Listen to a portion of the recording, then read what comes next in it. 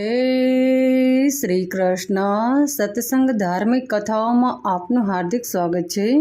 આજે આપણે દિવાસાનું મહાત્મ્ય અને તેના વ્રત વિશે જાણીશું। અષાઢ વદ અમાસ એટલે આપણે તેને દિવાસો કહેવામાં આવે છે। દિવાસો એટલે 100 દિવસનો વાસો। દિવાસા પછી 100 દિવસ સુધી આપણે વાર તહેવારો આવે છે। અષાઢ વદ અમાસથી લઈ અને દેવ દિવાળી સુધી આ 100 દિવસ દરમિયાન વ્રતો તહેવારો આવે છે। આ 100 દિવસ ભક્તિભાવપૂર્વક ભગવાન માતાજીની પૂજા અર્ચના કરવામાં આવે છે। સૌ પ્રથમ તો અષાઢ વદ અમાસના દિવસે એટલે કે દિવાસાના દિવસે એવરેજ જીવ્રતનું વ્રત કરવામાં આવે છે। આ વ્રત કુમારિકાઓ તેને સારો પતિ મળે તેના માટે કરે છે અને સૌભાગ્યવતી સ્ત્રીઓ પોતાના પતિનું આયુષ્ય લાંબુ થાય તેના માટે કરે છે। અને માતાઓ આ વ્રત પોતાના સંતાનની રક્ષા માટે અને પોતાના સંતાનનું આયુષ્ય લાંબુ થાય તેના માટે કરે છે। આ વ્રત 3 દિવસ કરવામાં આવે છે। અષાઢ વદ તેરસથી લઈ અને અષાઢ વદ અમાસ સુધી। આ વ્રતમાં આપણે એવ્રત માતા, જીવ્રત માતા, જયા માતા અને વિજય માતાની પૂજા કરવામાં આવે છે। અષાઢ વદ અમાસના દિવસે દશામાના મૂર્તિની સ્થાપના કરવામાં આવે છે અને દશામાનું વ્રત શરૂ થઈ જાય છે। દશા માતાનું વ્રત 10 દિવસનું કરવામાં આવે છે। અષાઢ વદ અમાસથી લઈ અને શ્રાવણ સુદ નોમ સુધી આ વ્રત આપણે કરવાનું હોય છે। આ વ્રતમાં સ્ત્રીઓ 10 દિવસ સુધી એકટાણા કરે છે અને ઘરે દશામાની મૂર્તિ લાવી અને દશામાની 10 દિવસ સુધી પૂજા અર્ચના કરે છે। અને પછી 10મા દિવસે છેલ્લે દિવસે જાગરણ કરવામાં આવે છે। જાગરણ આખી રાતનું કરવામાં આવે છે। અને શ્રાવણ સુદ દસમના દિવસે આપણે દશા માતાની મૂર્તિને જળમાં પધરાવવામાં આવે છે। આવી રીતે દશા માતાનું 10 દિવસનું વ્રત કરવામાં આવે છે। શ્રાવણ સુદ એકમથી આપણે શ્રાવણ માસની શરૂઆત થાય છે। શ્રાવણ માસ ભગવાન ભોળાનાથને સમર્પિત છે। શ્રાવણ માસમાં ઘણા બધા વારો તહેવારો આવે છે। શ્રાવણ માસમાં સોમવારનું ખૂબ જ મહત્વ છે। જેટલા સોમવાર આવે એટલા સોમવારમાં ભગવાન ભોળાનાથની પૂજા અર્ચના કરવામાં આવે છે। શ્રાવણ સુદ ત્રીજના દિવસે ફૂલકાજળી હોય છે। પછી શ્રાવણ વદ ચોથથી લઈ અને આપણે શ્રાવણ વદ આઠમ સુધી તહેવારોનું ઝુમખું આવે છે। એટલે કે શ્રાવણ વદ ચોથના દિવસે બોળ ચોથ આવે છે, પાંચમના દિવસે નાગ પાંચમ આવે છે, છઠના દિવસે રાંધણ છઠ આવે છે, સાતમના દિવસે શીતળા સાતમ અને આઠમના દિવસે જન્માષ્ટમી। ભગવાન શ્રી કૃષ્ણનો જન્મદિવસ આઠમના દિવસે ઉજવવામાં આવે છે। શ્રાવણ માસમાં આખો માસ એકટાણા કરી અને આ માસ કરવામાં આવે છે। પછી આપણે ભાદરવો મહિનો આવે છે। ભાદરવા મહિનામાં ગજાનન ગણપતિ મહારાજની સ્થાપના કરવામાં આવે છે। 10 દિવસ સુધી ગણપતિ બાપાની સ્થાપના આપણા ઘરે કરવામાં આવે છે અને 10 દિવસ સુધી એકટાણું કરવામાં આવે છે। સવારે સાંજે ગણપતિ બાપાની પૂજા અર્ચના કરવામાં આવે છે, આરતી કરવામાં આવે છે। પછી આપણે શ્રાદ્ધ આવે છે અને આસો મહિનામાં નવરાત્રિ આવે છે અને પછી આપણે દશેરા આવે છે। આસો વદ એકાદશીથી લઈ અને આપણે કારતક સુદ પાંચમ સુધી આપણે દિવાળીની ઉજવણી કરવામાં આવે છે। આસો વદ બારસના દિવસે આપણે વાઘ બારસ મનાવવામાં આવે છે। અષાઢ વદ તેરસના દિવસે આપણે ધનતેરસ ઉજવીએ છીએ। 14ના દિવસે આપણે કાળી ચૌદસ ઉજવવામાં આવે છે। અષાઢ વદ અમાસના દિવસે દેવ દિવાળી અને કારતક સુદ એકમના દિવસે આપણે નવું વર્ષ ઉજવવામાં આવે છે। કારતક સુદ બીજના દિવસે આપણે ભાઈબીજ ઉજવીએ છીએ। કારતક સુદ પાંચમના દિવસે આપણે લાભ પાંચમ ઉજવવામાં આવે છે। આવી રીતે આપણે દેવ દિવાળી સુધી સતત વારો તહેવારો ઉજવવામાં આવે છે। અષાઢ વદ અમાસથી લઈ અને કારતક સુદ પૂનમ સુધી સતત વારો તહેવારો આવે છે। આ 100 દિવસ દરમિયાન ખૂબ જ વારો તહેવારો આવે છે। આ 100 દિવસ ભક્તિભાવથી ઉજવવામાં આવે છે। ભગવાન અને માતાજીની પૂર્ણ શ્રદ્ધા અને ભક્તિભાવથી ભક્તિ કરવામાં આવે છે અને વારો તહેવારો ઉજવવામાં આવે છે। અષાઢ મહિનાથી આપણે વર્ષા ઋતુની શરૂઆત થાય છે।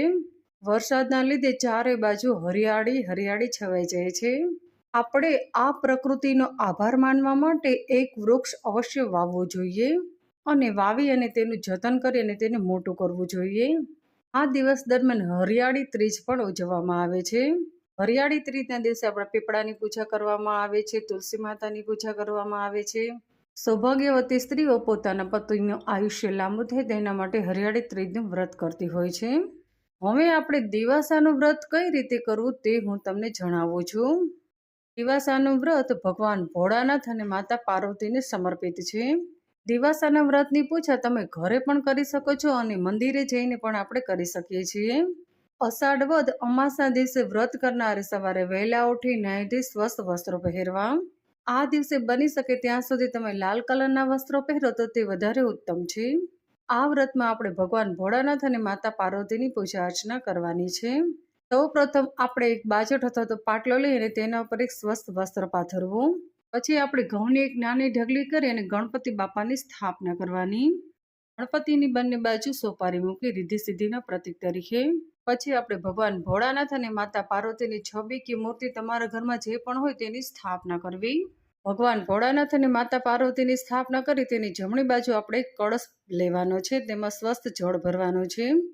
આ કળશમાં એક સોપારી અને એક રૂપિયો નાખવાનો છે અને તેની મુખ ઉપર આપણે 5 આસોપાલવના પાંદ મૂકવાના છે અને પછી ઉપર શ્રીફળ મૂકવાનું છે. હવે આપણે પૂજાની શરૂઆત કરવાની છે. સૌ પ્રથમ તમારે માતા પાર્વતીની ચૂંદડી ઓઢાડવાની છે. પછી આપણે ભગવાન ભોળાનાથ, માતા પાર્વતી અને ગણપતિને કંકોથી તિલક કરવાનું છે, ચોખા લગાવવાના છે, અબીલ ગુલાલ ચડાવવાનું છે. કળશને પણ ફરતે આપણે 5 ચાંદલા કરવાના છે, ચોખા લગાવવાના છે. શ્રીફળને પણ આપણે 5 ચાંદલા કરી અને ચોખા લગાવવાના છે. પછી આપણે પુષ્પનો હાર ચડાવવાનો છે, પુષ્પ ચડાવવાના છે અને આપણે ઘીનો દીવો પ્રગટાવવાનો છે. આ દિવસે બની શકે ત્યાં સુધી તમારે અખંડ દીવો રાખે એવી રીતે તમારે દીવો પ્રગટાવો. પછી આપણે પ્રસાદ ધરાવવાનો છે. પ્રસાદમાં તમે ફ્રૂટ, સૂકો મેવો કે કોઈ પણ મીઠાઈ ધરાવી શકો છો. આ દિવસે આપણે એકટાણું કરવાનું હોય છે. મીઠા વગરનું ભોજન લઈ અને એકટાણું કરવાનું છે અને તમે ઉપવાસ પણ કરી શકો છો. ઉપવાસમાં તમે ચા, દૂધ, કોફી, ફ્રૂટ, સૂકો મેવો વગેરે લઈ શકો છો. આપણે પૂજા થઈ ગયા પછી આપણે આરતી ઉતારવાની છે, પછી થાળ કરવાનો છે અને સાંજે પણ દીવાબત્તીનો ટાઈમ થાય ત્યારે આપણે પ્રસાદ ધરાવીને થાળ કરી અને આરતી કરવાની છે.